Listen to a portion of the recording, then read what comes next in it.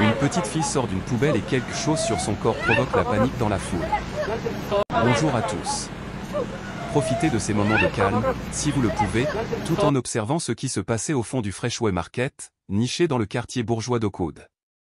Cela n'avait jamais semblé remarquable, jusqu'à cet après-midi. Une forte détonation retentit dans la zone des décharges industrielles. Les gens tournèrent la tête, certains murmurant, pensant qu'il s'agissait d'un chat errant. Mais soudain, un spectacle inimaginable survint. D'une benne haute comme un coffre d'adulte, le couvercle s'ouvrit brusquement. Une petite fille d'environ 7 ans en sortit lentement. Son corps était tout crasseux, maculé de sang, de boue, de graisse et de viande crue. Mêlés à la crasse, plusieurs asticots blancs et gras se tortillaient près de ses talons. Ses cheveux étaient emmêlés, poisseux de sauce rouge et d'un liquide trouble qui sentait le nettoyant pour sol. Sa robe rose pâle était déchirée en lambeaux, on ne distinguait plus l'imprimé ours en peluche sur le devant. Les mains tremblantes agrippant le bord de la poubelle, elle haletait lourdement, se traînant hors de cet endroit cauchemardesque. « Oh mon Dieu !» hurla une vieille dame, Madame Margaret, en laissant tomber son sac de course. Des tomates roulèrent sur le trottoir. D'où vient cet enfant? Un jeune homme nommé Logan a sorti son téléphone. Filmez, filmez. Ça va être vu des millions de fois, a-t-il dit avec un rire sec, même si son visage était devenu pâle. Un autre enfant à proximité se mit à gémir. Sa mère se couvrit les yeux. Ne regarde pas, Emma, ne regarde pas. La police arriva 5 minutes plus tard. Leur sirène hurla sous la pluie. Une ambulance s'arrêta derrière eux, ses gyrophares étincelant dans la pénombre grise. 2 ambulanciers en sortirent et se précipitèrent vers la jeune fille, effondrée sur le trottoir, les lèvres violacées et le corps secoué de spasmes. « Salut, ma chérie. Tu m'entends » L'ambulancier James s'agenouilla à côté d'elle. L'enfant leva les yeux. Ses yeux étaient grands ouverts et vides de peur. Au début, elle ne dit rien. Elle secoua la tête, puis acquiesça lentement, comme si elle récupérait un fragment de voix figé au fond de sa mémoire. Je les ai vus mélanger de la viande avariée. Ils m'ont poursuivi. Un silence de mort s'abattit. La foule commença à murmurer. Un homme d'âge moyen nommé Shawn prit la parole. Qu'a dit le gamin? Ce magasin mélange de la viande avariée, répéta quelqu'un. Pas question. J'ai mangé des lasagnes d'ici cet après-midi, dit une autre voix, l'air esséuré. James fit signe à son partenaire d'envelopper la fillette dans une couverture thermique. Il faut l'emmener aux urgences. Que quelqu'un libère le passage. Il essaya de rester calme, mais ses yeux trahissaient son choc. Un officier, le lieutenant Parker, s'avança. Comment t'appelles-tu, ma puce? D'où viens-tu? L'enfant tremblait, se mordant la lèvre inférieure jusqu'au sang. Tandis que James la hissait dans l'ambulance, elle se retourna pour jeter un coup d'œil à la benne à ordures maintenant fermée et murmura, ne les laissez pas me trouver. S'il vous plaît. 3 heures plus tôt. Sophie, 7 ans, toujours vêtue de la même robe rose, dessinait tranquillement dans un coin de la réserve du Freshway Market. Elle venait souvent ici avec sa mère, Elizabeth, qui travaillait comme concierge tous les après-midi. Les autres enfants pouvaient sortir jouer, mais Sophie était douce et calme. Le dessin était son univers personnel. Pendant qu'Elizabeth nettoyait le sol à l'étage, Sophie se pencha pour ramasser un crayon orange tombé par terre et s'éloigna. Elle poussa la mauvaise porte et entra dans la cuisine du magasin. Un endroit strictement interdit aux étrangers, surtout aux enfants. Elle ne savait pas qu'elle était sur le point d'assister à quelque chose que personne ne devrait jamais voir. La cuisine était vaste, éclairée par des néons jaunes et maladifs qui se reflétaient sur le carrelage gris. Sophie entra en retenant son souffle. Elle entendait des adultes parler. Doublez la sauce. Ajoute un peu de colorant à ce lot de viande, dit une voix masculine grave et aiguë. Steven, cette viande pue. Tu n'as pas peur que les clients le remarquent, demanda une autre voix, nerveuse.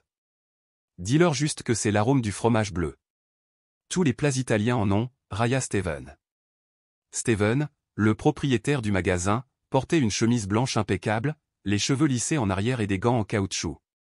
Il dirigeait 3 autres employés, Karen, Paul et Luc. Ils sortaient du réfrigérateur des plateaux de viande rouge foncée teintée de vert. Sophie se recroquevilla derrière une étagère, respirant à peine, sa petite main serrant son dessin à moitié terminé. Elle les regarda verser la sauce sur la viande, la mélangeant avec leurs mains. Une forte odeur monta, la faisant presque vomir. Luc, mets ce plat au four. Vite, avant la date limite de livraison. Cette fournée est pleine d'asticots, aboya Steven. Utilise un couteau pour gratter. Une fois cuit, personne ne le saura. À ce moment-là, Sophie fit un pas en arrière et renversa accidentellement un plateau en acier inoxydable appuyé contre le mur. Bruit. Le son métallique aigu retentit. « Qui est là » cria quelqu'un. Karen se retourna, le regard fixé sur les étagères. Quelque chose a bougé. Sophie se figea. Elle savait qu'on l'avait vu. Satané rat, marmonna Paul, mais avant qu'il ait pu terminer, Steven s'approchait déjà. Puis ses yeux se croisèrent, écarquillés et tremblants. C'est la gamine. La fille de la femme de ménage. Elle a tout vu. Courez. Maintenant, hurla quelqu'un. Sophie s'enfuit. Elle courut dans l'étroit couloir, dépassant des seaux de serpillière et un escalier en acier, et se précipita vers la sortie de secours. Mais c'était verrouillé. Des pas lourds résonnèrent derrière elle. Quelqu'un cria. Elle courut vers le magasin. Verrouillait la porte arrière, appela une voix. Le cœur battant, sans issue, elle tourna à gauche ou impasse. À droite juste des rangées de bennes industrielles à l'extérieur. Alors elle a fait la seule chose à laquelle elle pouvait penser. Elle ouvrit un couvercle et monta à l'intérieur. L'odeur était si forte qu'elle avait l'impression d'inhaler des cadavres. Elle se pinça le nez, essayant de retenir ses sanglots. Dans cette obscurité totale, même sa propre respiration résonnait comme une machine en panne. Elle se roula en boule, le dos plaqué contre des sacs plastiques glissants. Dehors, la pluie claquait contre le lourd couvercle en métal. « N'aie pas peur, ne pleure pas, murmura-t-elle en serrant ses genoux. Ses paumes se pressèrent contre quelque chose de froid, de la viande crue. Soudain, des pas résonnèrent à l'extérieur. Au moins 3 personnes. Un homme a crié, « Si vous voyez la fille, attrapez-la. Ne la laissez pas sortir d'ici. » Une autre voix répondit, « J'ai déjà verrouillé la porte de derrière. Elle ne doit pas être loin. » Sophie retint son souffle. Ils étaient proches. Quelqu'un frappa du poing le couvercle de la benne voisine. Son visage devint d'un blanc fantomatique. « Tu as vérifié celle-là » la voix de Steven. « Ouais. Rien à l'intérieur. Juste de la viande avariée que Karen a jetée ce matin. » Steven jura et s'éloigna. Ce n'est que lorsque les pas s'estompèrent que Sophie osa ouvrir la bouche pour respirer. Des gouttes de pluie froide commencèrent à s'infiltrer par les coutures du couvercle, chacune frappant son front comme un marteau. 30 minutes avant de monter dans la benne à ordures, l'air était chargé de graisse et d'odeur de cuisine. « Elle l'a vu » dit Karen en fixant Steven du regard.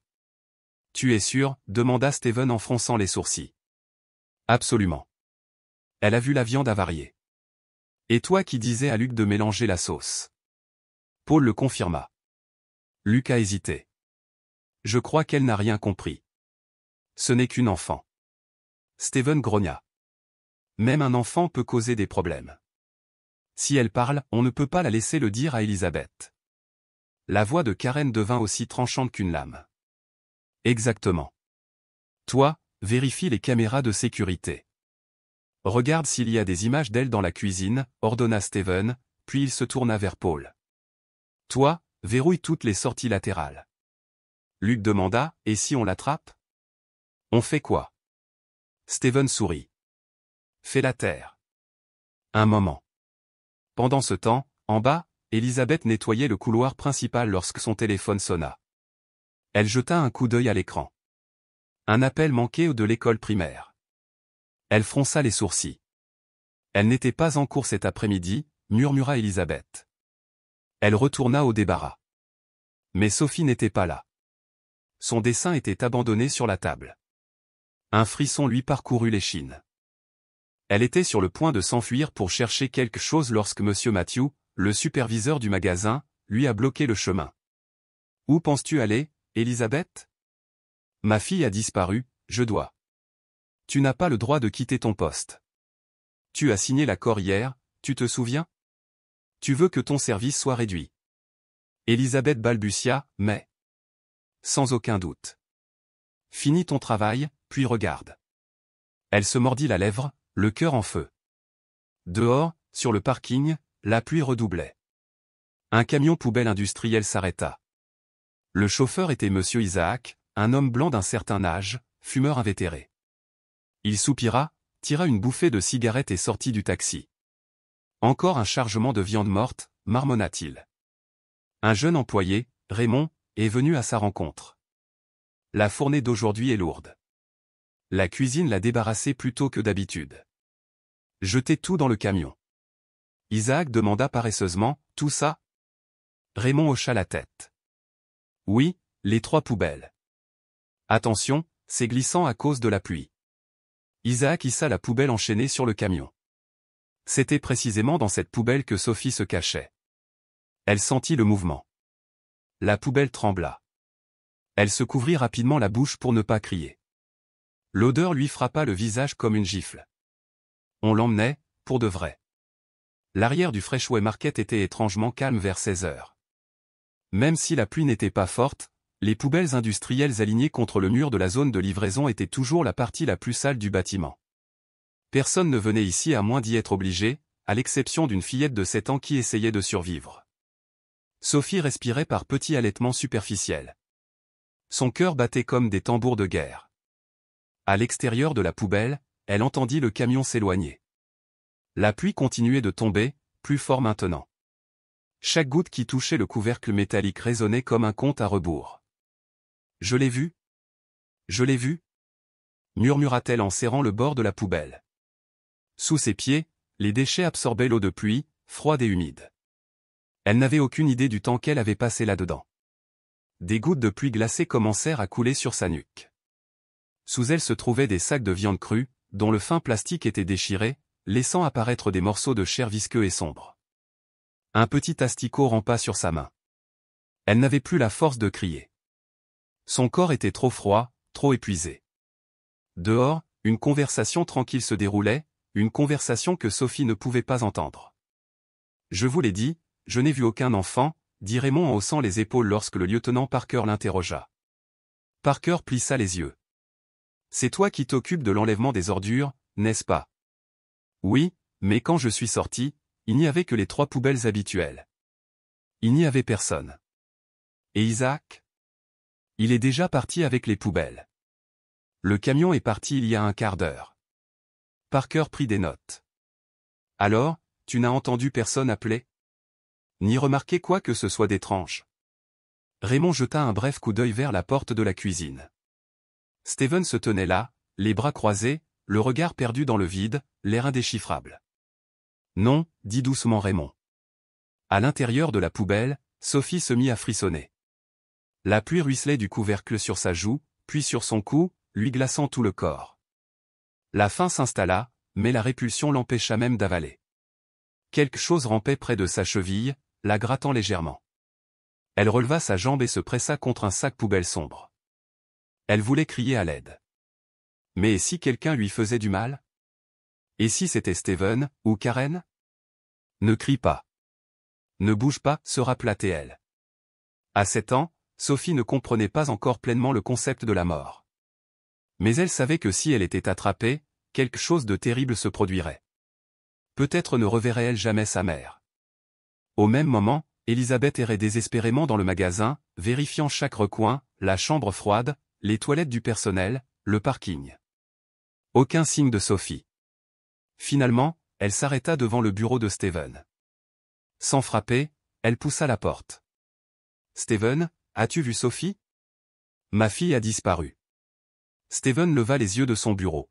« La gamine? Non. Je n'ai aucune idée d'où elle est allée. Elle s'est peut-être glissée dehors pour jouer. Non. Elle ne fait jamais ça. Je connais ma fille. C'est une bonne fille. Elle ne part jamais seule. » Steven sourit, mais ses yeux étaient glacés. « Je comprends que tu sois inquiète. Mais c'est l'heure du travail, Elisabeth. Si tu ne fais pas ton travail, je vais devoir? Tu ne comprends rien. Je dois retrouver ma fille. Tu ne trouveras que des ennuis, » l'interrompit-il. Elisabeth se figea. Elle le fixa un long moment, puis se détourna. Tout son corps tremblait, non seulement de peur de perdre sa fille, mais aussi à cause du regard de Steven. Des yeux qui semblaient savoir exactement où se trouvait Sophie. De retour à l'intérieur de la poubelle, la nuit tombait. Le mince filet de lumière qui filtrait à travers le couvercle s'estompait. Sophie essayait de rester éveillée, mais ses paupières étaient lourdes. Elle tremblait violemment et la tête lui tournait. Des bribes de voix, des images brisées lui traversèrent l'esprit, maman riant, dessinant un chat violet, les lasagnes d'hier, l'odeur du nettoyant pour sol dans le débarras. Elle pleurait, mais pas à voix haute. Ses larmes se mêlaient à l'eau de pluie, coulant sur son visage et dans sa bouche, salée et glacée. Ailleurs, dans un coin sombre de la cuisine, Karen envoyait des textos. Un message est apparu, Luc, la fille n'a toujours pas été retrouvée. Les policiers posent d'autres questions. Karen fronça les sourcils. Elle répondit, Karen, tais-toi. Tout ira bien si personne ne parle. À l'hôpital merci, le docteur Michael Andrew examinait les résultats des tests, des échantillons de sang et des taches sur les vêtements de Sophie. Il était le plus jeune membre de l'équipe médico-légale et le seul à avoir remarqué quelque chose d'étrange. Colorant industriel, mais avec de fortes traces de désodorisants industriels, murmura-t-il. On ne trouverait pas ce genre de produit dans une maison ordinaire. Il leva les yeux. Lieutenant Parker, vous devez voir ça. Parker est entré dans le laboratoire. Michael a montré une image microscopique. C'est un composé chlorométhylé. Couramment utilisé dans les usines de transformation de la viande.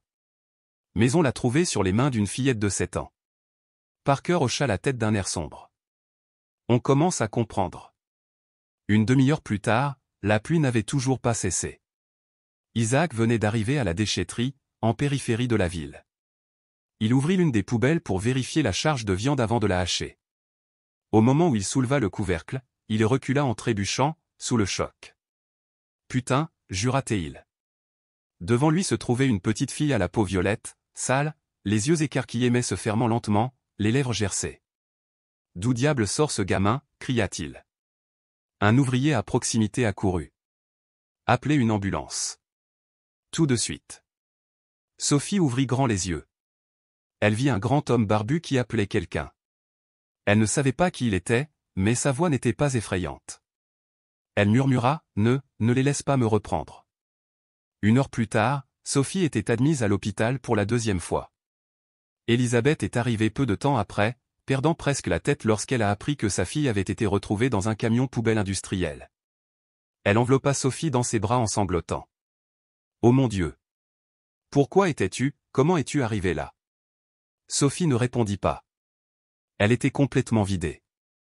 Ses paupières étaient gonflées. Une infirmière a doucement conduit la mère et la fille dans une chambre privée.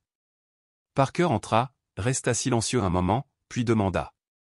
Peux-tu tout me raconter, ma chérie? Petit à petit.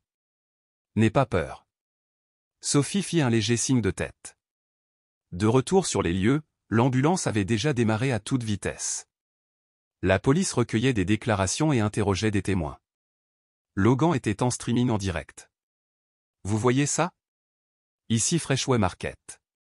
Une petite fille est sortie d'une poubelle et a dit qu'il mélangeait de la viande avariée. Je suis là, en direct. Une femme d'âge moyen, Dorothy, regardait la caméra. Je les ai déjà vus apporter des sacs de viande bizarres. Je pensais que c'était juste des trucs périmés à jeter. Le lieutenant Parker s'est tourné vers un employé du supermarché qui venait d'arriver, vêtu d'un uniforme vert. Sais-tu qui est cette fille? La jeune femme balbutia, je ne suis pas sûr. Peut-être la fille d'Elisabeth, la femme de ménage. Mais elle n'est pas venue aujourd'hui. Parker l'a écrit, nous devons avoir accès aux caméras de sécurité. Juste à ce moment-là, un homme apparut. Costume impeccablement repassé. Expression impassible. Il parlait d'une voix froide. Excusez-moi. Je m'appelle Steven. Je suis le propriétaire de cet établissement. À propos des caméras, elles sont en maintenance. Le système est en panne depuis 1 semaine. Parker le regarda fixement. Et chez la petite fille? Steven haussa les épaules. On ne la connaît pas. C'est peut-être une enfant sans abri. Il n'est pas rare que des enfants grimpent dans les poubelles. Dans l'ambulance, le lieutenant Parker prenait des notes. James vérifia le pouls de Sophie et hocha la tête. Son pouls est faible, mais son état est stable. Elle est en état de choc sévère, a-t-il déclaré. Parker se pencha doucement. Comment t'appelles-tu, chérie? Sophie. La fille d'Elizabeth, n'est-ce pas? Elle hocha légèrement la tête, ses lèvres remuèrent. Parker essuya le sang et la graisse de la joue de Sophie. Sophie, peux-tu me dire ce qui s'est passé? J'ai vu de la viande pourrie, ils l'ont mélangée à la sauce. Parker s'arrêta quelques secondes. Qui l'a fait? Sophie regarda par la fenêtre. La pluie continuait de s'abattre comme une pluie battante.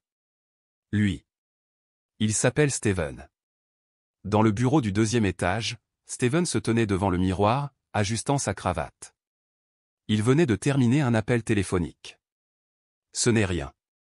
Juste un enfant errant. Oui, je l'ai déjà dit à la police. Il rigola. Karen est entrée. Les images de la caméra de la cuisine ont été complètement effacées. Bien, acquiesça-t-il. Et Elizabeth et son enfant? Elle commence à s'inquiéter. Elle pourrait avoir des soupçons. Steven a allumé un cigare. Gardez-la silencieuse, pour l'instant. Dans la salle multimédia interne du supermarché, Steven passait en revue les dernières nouvelles. La vidéo de Sophie sortant de la benne continuait de se diffuser. Il grimaça, puis se tourna vers Monsieur Matthew. Appelez l'avocat. Préparez un communiqué de presse. Nous devons contrôler l'histoire. Que devrions-nous dire? Ce gamin a des problèmes mentaux. Il est sans abri. Ça ne nous regarde pas. Et Elizabeth? Virez-la. Demain matin, à la 1re heure. Dans un petit quartier près d'Elm Street, près de la gare Union, Elizabeth se précipita chez elle, le cœur battant. Elle ouvrit la porte et vit la pièce vide. Le cartable de Sophie était toujours posé sur la table. « Bébé, où es-tu » sanglota-t-elle en s'effondrant sur le sol. Une voisine, Madame Lucie, a passé la tête à l'intérieur. Elizabeth, oh mon Dieu. Ta fille est partout sur Internet. Regarde. Lucie tendit son téléphone. La vidéo d'une petite fille sortant d'une poubelle, couverte de sang et de viande pourrie, est devenue virale comme une traînée de poudre. Plus de 200 000 vues en seulement 2 heures. Le visage d'Elizabeth pâlit. Sophie. Madame Lucie a tiré une chaise. Elle a parlé de viande avariée. Tu sais quelque chose? Les mains d'Elizabeth tremblaient. Non, je ne sais pas. Cette nuit-là, Sophie a été transportée à l'hôpital Mercy. Les médecins ont diagnostiqué une légère commotion cérébrale, un épuisement physique et un traumatisme psychologique aigu. Elizabeth a été appelée. Maman? Gémit Sophie en la voyant. Elizabeth la serra fort dans ses bras en pleurant. Je suis là, bébé. Je suis là. Parker demanda doucement au docteur. Pouvons-nous conserver des échantillons des vêtements de l'enfant? Oui. Nous les conservons comme preuve. Parker regarda dans le couloir. De l'autre côté, Steven parlait avec un groupe de journalistes, souriant et leur serrant la main. Au même moment, le clip était rediffusé dans un journal télévisé de fin de soirée. Une jeune fille a été découverte en train de sortir d'une benne à ordures derrière le Freshway Market à Oakwood. Elle affirme avoir été poursuivie après avoir été témoin d'une mauvaise manipulation de nourriture. Le propriétaire du magasin nie toutes les allégations, qualifiant cela de malentendu ou d'hallucination. L'encre continua. Certaines sources affirment que la jeune fille a l'habitude d'inventer des histoires et qu'elle a déjà été surprise en train de voler des bonbons dans le magasin. L'affaire fait l'objet d'une enquête. La nuit tomba sur Chicago comme un lourd rideau noir. À l'hôpital Mercy, les lumières des urgences restaient allumées. Dans une petite pièce, Elizabeth était assise à côté du lit de sa fille, les mains tremblantes tandis qu'elle tenait celle de Sophie. La jeune fille avait été changée et avait mis des vêtements propres, mais son visage restait pâle et ses yeux vides. L'infirmière a déclaré qu'elle souffrait d'hypothermie et de traumatisme psychologique secondaire. Le médecin a précisé qu'elle aurait besoin d'être surveillée pendant plusieurs jours encore. « Chérie, » murmura Elizabeth, « je suis désolée. J'étais trop tard. » Sophie ne répondit pas. Elle pinça les lèvres, puis murmura soudain. « Ils ont mélangé de la viande pourrie, maman. » Elizabeth tressaillit. « Qui, bébé ?» Sophie détourna le visage. Les lèvres à nouveau scellées. Comme si elle regrettait d'avoir parlé. Au même moment, une réunion d'urgence se tenait au siège de Freshway Market. Étaient présents Steven, Karen, Monsieur Matthew et l'avocat de l'entreprise, Victor Allen. Steven posa sa main sur la table, la voix basse. Le problème, ce n'est pas l'enfant, ce sont les médias. L'histoire se déforme et se propage trop vite. Matthew hocha la tête. Le clip a déjà été vu plus de 400 000 fois. Certains médias commencent à s'interroger. Karen était anxieuse. Alors, qu'est-ce qu'on fait? Victor dit calmement. Nous devons façonner le discours public. J'ai déjà engagé des agences de relations publiques pour gérer les plateformes de médias sociaux. Un communiqué de presse sera publié demain matin.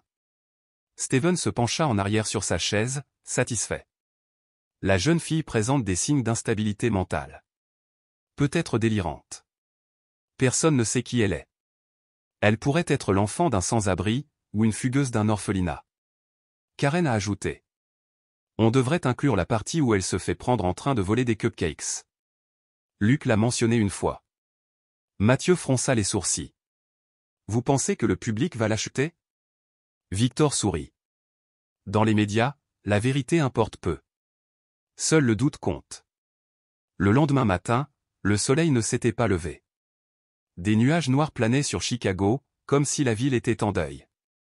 Elisabeth venait juste d'entrer dans la zone réservée aux employés lorsque Matthew l'arrêta en lui tendant une feuille de papier.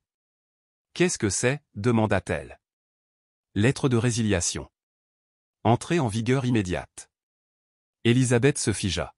« Non, ce n'est pas possible. » Matthew soupira. « Vous savez pourquoi. Vous avez gravement porté atteinte à la réputation de l'entreprise. » La réputation? Ils ont failli tuer ma fille. Ça suffit. Si vous ne voulez pas être poursuivi en diffamation, je vous suggère de vous taire. Elle prit le papier, les yeux embués de larmes. En bas, la signature de Steven se détachait comme un couteau gravé dans sa peau. À midi, les principaux sites d'information publiaient simultanément les gros titres. Fille dans une benne à ordures, malentendu ou conte imaginaire d'enfant. Source, Sophie avait déjà eu des incidents de vol dans le magasin. Analyse d'experts, les enfants traumatisés peuvent inventer des événements. À la télévision, un reportage spécial était diffusé. Le visage de Sophie était flouté, accompagné d'une voix froide. Aucune preuve concluante n'a été apportée pour étayer les affirmations de l'enfant. Le propriétaire de Freshway Market nie toute accusation, dénonçant un malentendu. L'opinion publique est divisée, beaucoup suggérant que cette histoire pourrait avoir été inventée de toutes pièces. Lors d'une émission en soirée, un journaliste a interviewé Steven. « Quelle est votre réponse aux accusations de l'enfant » Steven portait une chemise blanche, assis confortablement dans le studio. « Je suis vraiment triste. Je travaille dans la restauration depuis plus de 15 ans. La qualité a toujours été ma priorité absolue. C'est dommage pour cette fille, mais personne ne sait qui elle est. Elle est peut-être sans abri ou atteinte de troubles mentaux. » L'hôte a demandé. « Il y a des rumeurs selon lesquelles sa mère travaillait au magasin. » « Il n'y a personne nommé Elisabeth sur notre liste officielle d'employés, » répondit Steven sans cligner des yeux. À l'hôpital, Elisabeth bouillonnait de rage en regardant le reportage. Elle frappa la table du poing. « Il ment comme un charlatan. J'ai travaillé là-bas pendant 3 ans. » Parker, qui était présent, dit doucement. « Je vous crois. Mais pour faire la lumière sur cette affaire, nous avons besoin de preuves concrètes, vidéos, témoins, échantillons physiques. » Elisabeth siffla. Tout a été effacé. Les caméras, le personnel, personne ne parle. Qui oserait? Ils perdraient leur emploi. Parker hocha lentement la tête. Nous essayons de trouver quelqu'un. Dans un petit café, Luc, employé de cuisine, fumait, l'air tendu. En face de lui se trouvait sa petite amie, Méline, institutrice en maternelle. Il faut que tu parles, murmura Méline. Toi savoir que s'est-il passé dans cette cuisine, n'est-ce pas? Luc serra les mains. Tu ne comprends pas. Steven a des membres au conseil alimentaire. Qui oserait le combattre? Et la fille? Elle a failli mourir, Luc. Tu peux vivre avec ça? Luc resta silencieux. Puis il sortit son téléphone. Il ouvrit une application d'enregistrement. Mais son doigt flottait juste au-dessus du bouton d'enregistrement. Finalement, il l'a éteint. Je suis désolé. À l'ancienne école primaire de Sophie, un avis sur le tableau d'affichage disait: en raison des récents événements, l'étudiante Sophie M se retirera temporairement pour éviter de nuire à l'image de l'école. Certains parents murmuraient: cette fille avait toujours l'air bizarre. Il y a vraiment quelque chose qui cloche. J'ai entendu dire qu'elle introduisait de la nourriture en cachette en classe. Peut-être qu'elle a tout inventé. Il ne restait plus qu'une petite amie, Ivy, la camarade de classe de Sophie. Assise tranquillement, serrant contre elle le vieux carnet de croquis de Sophie. Elle murmura: Sophie n'a pas menti. Tu n'as pas menti. Au même moment, la vidéo originale de l'incident a commencé à disparaître de plusieurs plateformes.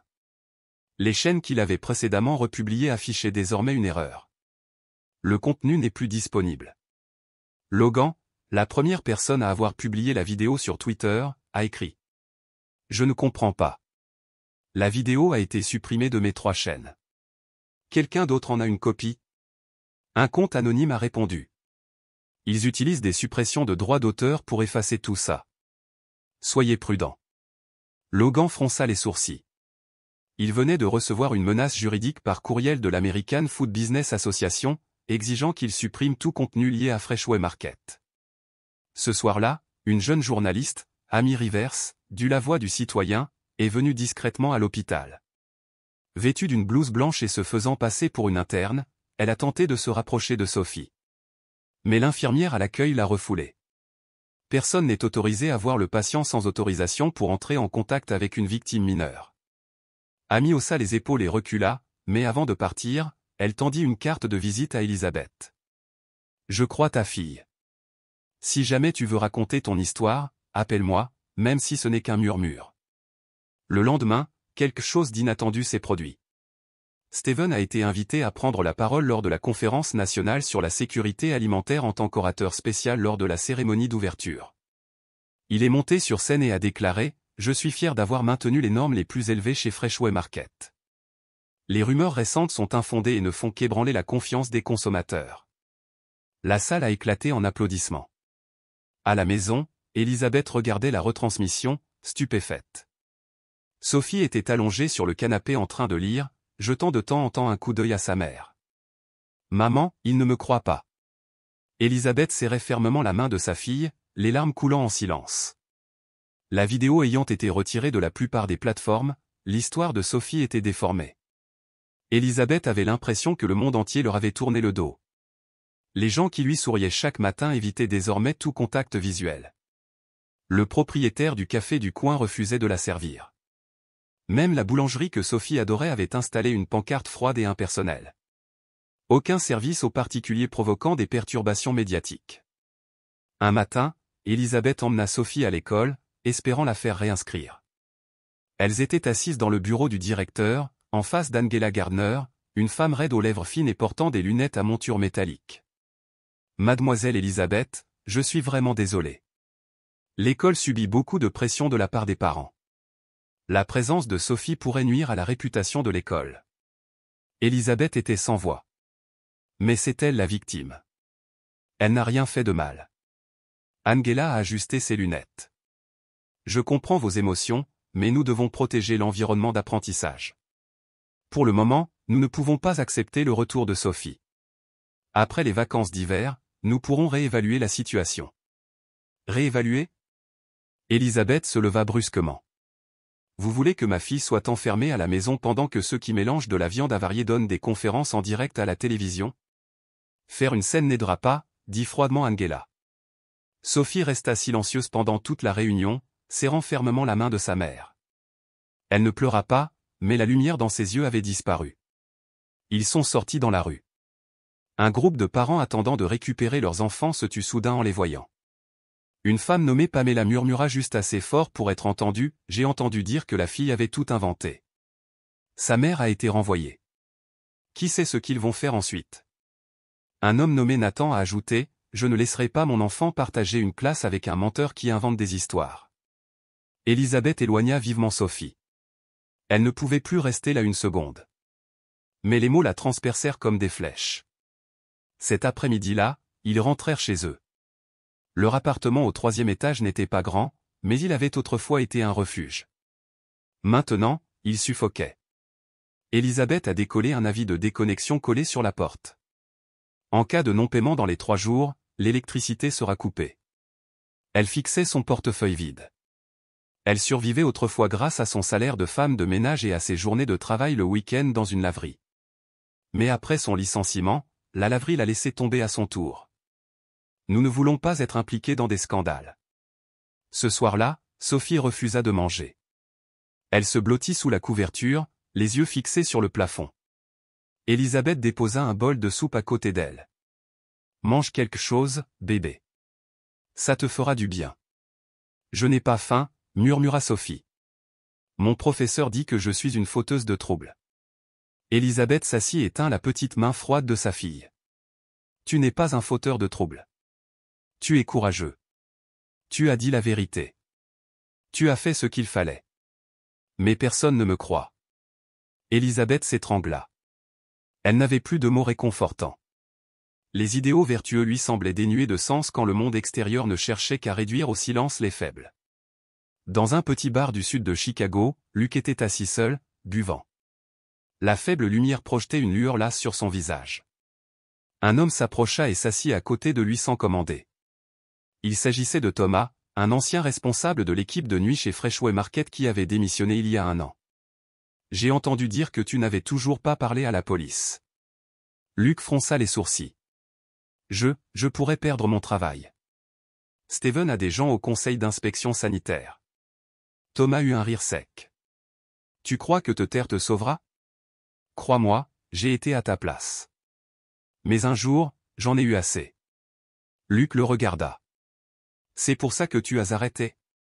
Thomas hocha la tête. Je les ai vus mélanger du poisson avarié. Injecter des conservateurs dans des saucisses. Un enfant a failli mourir empoisonné. Ils ont tout couvert d'argent. Luc n'a rien dit. Cette fois, une petite fille a été jetée à la poubelle. Tu vas quand même te taire? Le lendemain matin, Elisabeth a reçu une lettre de menace anonyme. Pas d'adresse de retour. Juste un bout de papier avec une phrase. Si tu veux la paix, tais-toi. Personne ne te croit. Elle serra le poing, les yeux brûlants. Puis elle prit son téléphone et composa le numéro figurant sur la carte de visite d'Amy Rivers. Cet après-midi-là, dans un café tranquille, Amy a enregistré sa conversation avec Elisabeth. Elisabeth a tout raconté, ses 3 années de travail chez Freshway Market, et les fréquentes séances de dessin de Sophie dans le débarras après l'école. Elle a raconté cet après-midi fatidique où sa fille a disparu, et le long cauchemar qui a suivi. Amy demanda doucement, « Avez-vous des preuves ?» Elisabeth secoua la tête. Rien que la parole de ma fille. Ils ont tout effacé. Amy griffonnait des notes. Je vais essayer de retrouver d'anciens employés. Au moins, on pourra recueillir des témoignages. Il faut constituer un dossier. Et si personne n'ose parler? Amy la regarda dans les yeux, sans hésiter. Alors je l'écrirai quand même. Je n'ai pas besoin que le monde entier y croie. Juste quelques personnes pour le lire. Ce soir-là, Steven était assis dans son bureau, les yeux rivés sur les rapports d'activité. Tout était en hausse, les ventes, la confiance et l'ouverture prochaine d'un nouveau magasin à San Francisco. Karen est entrée. Les rapports internes semblent bons. Mais il y a des rumeurs. Amy Rivers interroge d'anciens employés. Steven sourit. Une mouche. Facile à écraser. Et Elisabeth? Elle n'a pas de travail. Pas d'argent. Pas d'avocat. Elle est impuissante. Samedi matin, Sophie s'est réveillée d'un cauchemar. Elle rêvait qu'elle était de retour dans la benne, mais cette fois, personne n'ouvrait le couvercle. Elle n'arrêtait pas de crier, d'appeler sa mère, mais personne ne répondait. Elisabeth s'assit à côté d'elle et l'enveloppa dans ses bras. « Maman, » sanglota Sophie, « si je ne le voyais pas, les gens ne me détesteraient-ils pas ?»« Non, » répondit fermement Elisabeth. « Si tu ne l'avais pas vu, des gens comme Steven continueraient à faire du mal aux autres. Mais ils sont plus forts que nous. Non. Tu as quelque chose qu'ils n'ont pas. » Sophie leva les yeux vers sa mère et demanda doucement, « Quoi ?» La vérité. 2 semaines après l'incident, Sophie a été transférée au centre pour jeunes au Paven, situé en périphérie de Chicago. L'établissement était propre, avec un petit jardin à l'arrière. Mais l'atmosphère y était toujours froide et distante, comme si chaque sourire était synonyme de devoir. Elizabeth n'a pas été autorisée à rester avec sa fille. La raison, éviter toute interférence émotionnelle avec le processus d'évaluation psychologique de l'enfant. Parker s'est opposé à la décision, mais le comité de protection de l'enfance l'avait déjà approuvé. Elizabeth n'était autorisée à lui rendre visite qu'une fois par semaine, pendant 30 minutes. Elle restait souvent derrière la clôture en acier, incapable parfois de s'empêcher de crier. « Sophie, je suis là. N'aie pas peur. » Mais Sophie n'était sortie que sous la surveillance du personnel de l'établissement. Les visites étaient de plus en plus courtes. Les paroles entre la mère et la fille se faisaient plus rares, toujours échangées sous surveillance constante. Au centre, Sophie a été emmenée à des séances de thérapie. Sa thérapeute était le docteur Beatrice Moore, une femme d'une 50aine d'années au visage sévère et à la voix ronronnante comme un enregistreur usé. « Tu peux dessiner tout ce qui te vient à l'esprit », dit-elle en tendant à Sophie une boîte de crayons émoussés et une pile de papier bon marché. Sophie a dessiné. Le premier dessin, une grande poubelle, couvercle ouvert. Le deuxième, un homme portant un tablier taché, tenant un sac rempli de viande couverte d'asticots. La troisième, sa mère, en pleurs derrière une vitre. Béatrice feuilleta les dessins en inclinant légèrement la tête. « On dirait que vous imaginez encore trop », dit-elle avec un détachement clinique. « Ce ne sont pas des images réelles. » Sophie ne dit rien. Elle baissa les yeux, ses doigts serrant le crayon serré dans son poing. Plus tard, dans sa petite chambre, Sophie a épinglé les dessins au mur. Sa colocataire, Lucie, les a regardés. « Qu'est-ce que tu dessines ? » « Qu'est-ce qui m'est arrivé ?» demanda Lucie en haussant un sourcil.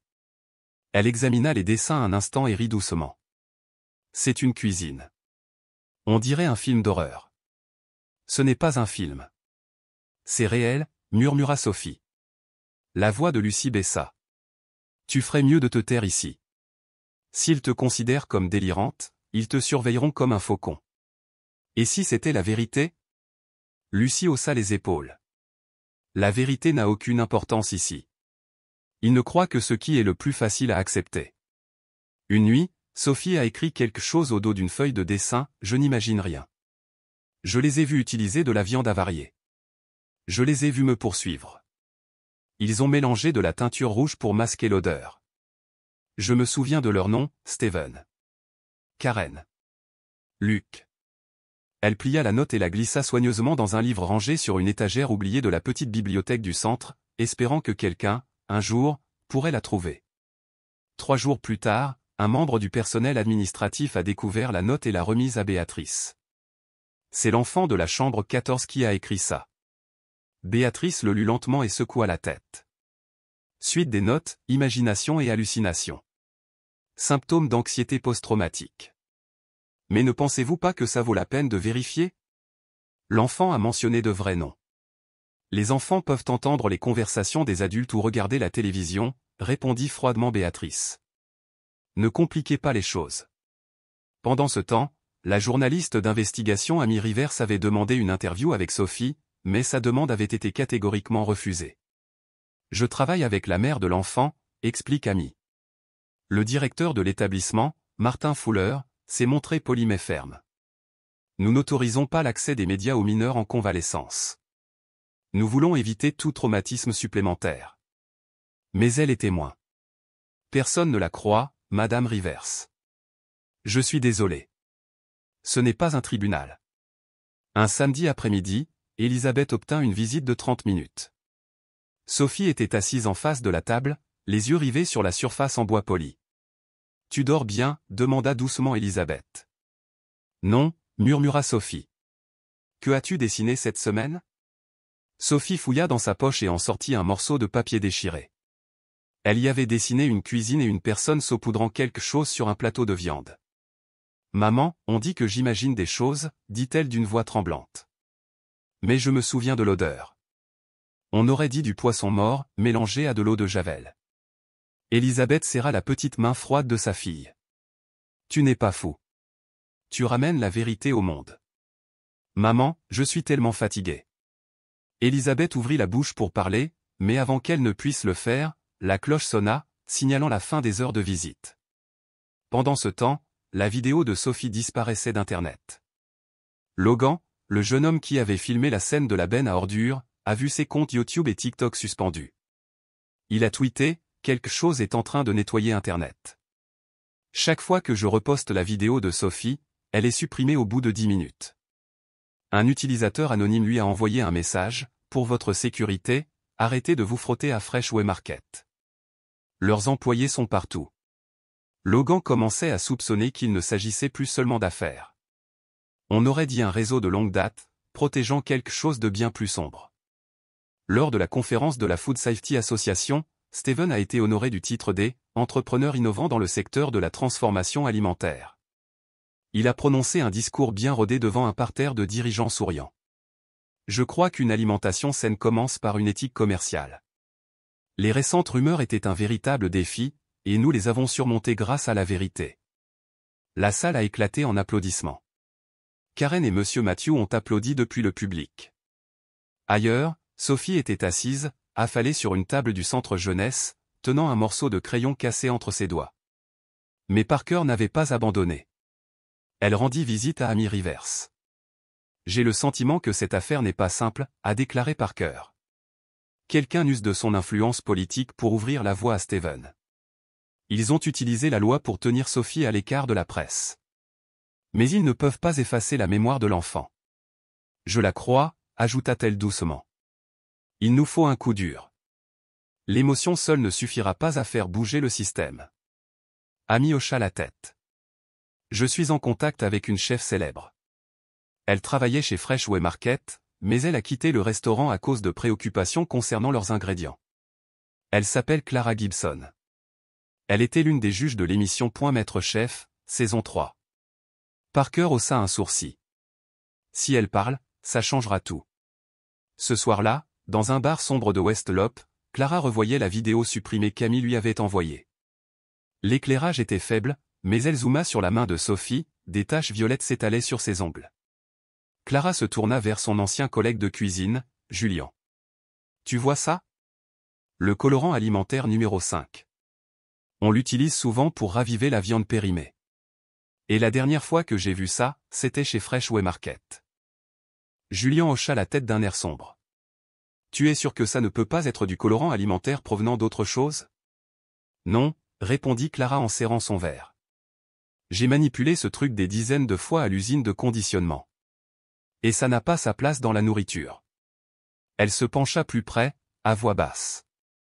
Mais ce que je n'arrive pas à oublier, ce sont les yeux de cette fille. Ce ne sont pas ceux de quelqu'un qui invente des histoires. Le lendemain, Clara a contacté Amy Rivers.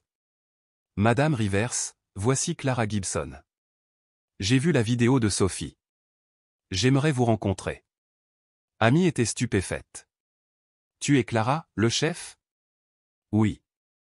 Et j'ai des raisons de croire que la fille dit la vérité. Elles se sont rencontrées dans un ancien studio de podcast qu'Amy utilisait encore pour des interviews privées. Clara a déposé des documents, des photos de colorants chimiques, de vieux rapports d'assainissement datant de son expérience chez Freshway Market. Lors d'un audit secret, j'ai vu des employés traiter de la viande périmée avec du désodorisant et du colorant. J'ai protesté. Peu après, j'ai été licencié. Ils ont déclaré que je ne correspondais pas à l'orientation de la marque. Je suis restée silencieuse pendant 3 ans, a-t-elle admis. Parce que je n'avais aucune preuve tangible.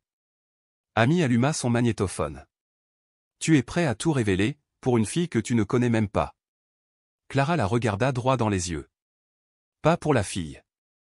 Pour les autres qui mangeront ça si je ne dis rien. Cet après-midi-là, Clara s'est rendue au Freshway Market d'Aurora, à près de 40 km de Chicago. Elle s'est fait passer pour une cliente d'une agence événementielle et a déclaré. Elle voulait commander 150 plateaux de lasagne pour un mariage.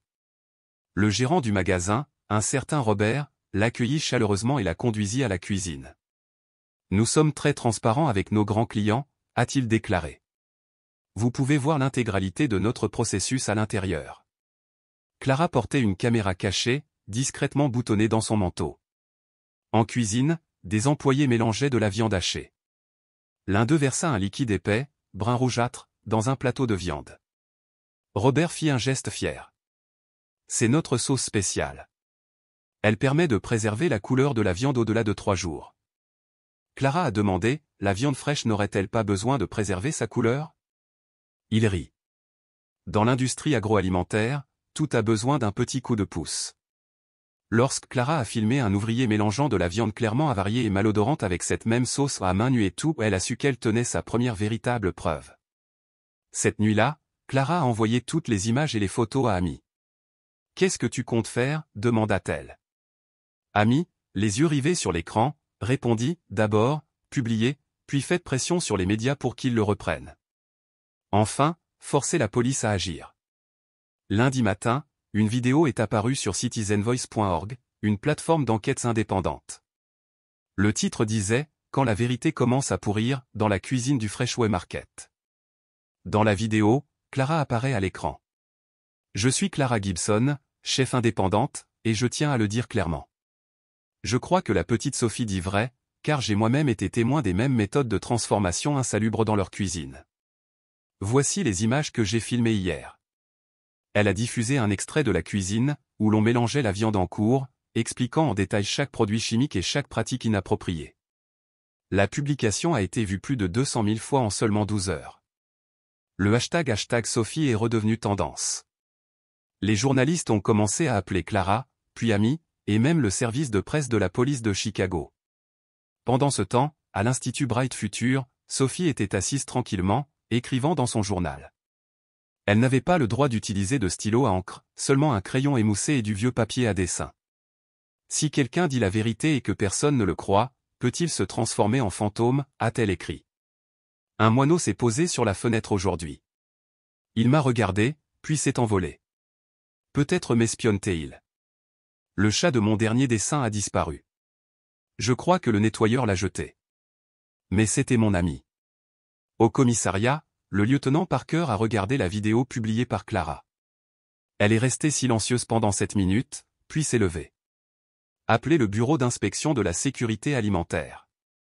Dites-leur de rouvrir le dossier du Freshway Market. Un collègue a demandé, avons-nous seulement l'autorité nécessaire? Parker acquiesça. Grâce aux preuves fournies par une personnalité publique et un expert reconnu du secteur, nous avons désormais des raisons d'enquêter sur l'ensemble de la chaîne d'approvisionnement. Le lendemain, la police a procédé à des inspections inopinées dans 2 magasins Freshway Market à Easton et Nippville. Premier résultat, 13 infractions au code sanitaire, dont des traces de désodorisants alimentaires non autorisés. Les médias ont commencé à diffuser, l'affaire Sophie est désormais en cours d'examen après que la célèbre chef Clara Gibson a publiquement soutenu les revendications de l'enfant.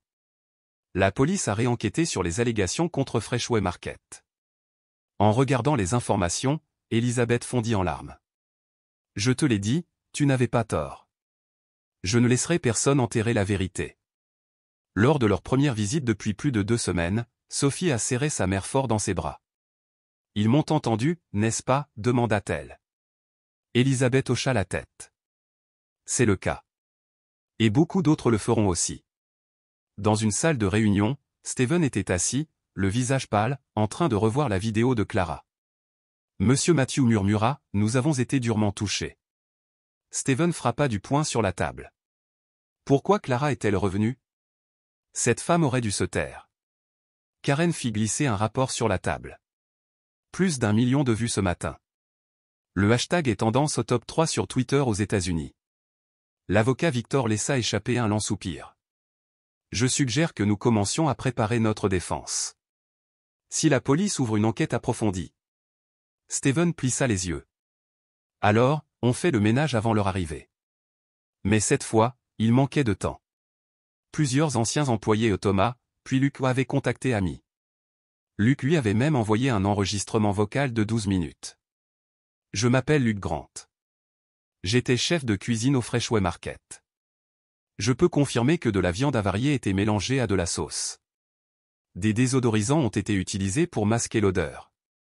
Des ingrédients de mauvaise qualité ont été reconditionnés. J'ai vu Steven passer les commandes lui-même. Amy a appelé le lieutenant Parker. Avons-nous suffisamment de preuves pour porter plainte? Parker répondit sans hésiter, avec ce témoignage et la vidéo de Clara, nous pouvons continuer. Ce soir-là, Sophie fut convoquée dans le bureau du directeur. Martin lui offrit un doux sourire. « Ma chérie, quelqu'un est là pour te rencontrer. » La porte s'ouvrit lentement. Clara entra, tenant un livre intitulé La cuisine de la justice. « Salut, dit-elle doucement en s'agenouillant à côté d'elle, le regard chaleureux et bienveillant. « Je m'appelle Clara. J'ai entendu ton histoire. » Sophie recula un peu, mais ne s'enfuit pas. Elle murmura, « Tout le monde pense que j'ai tout inventé. » Clara sourit doucement. « Non.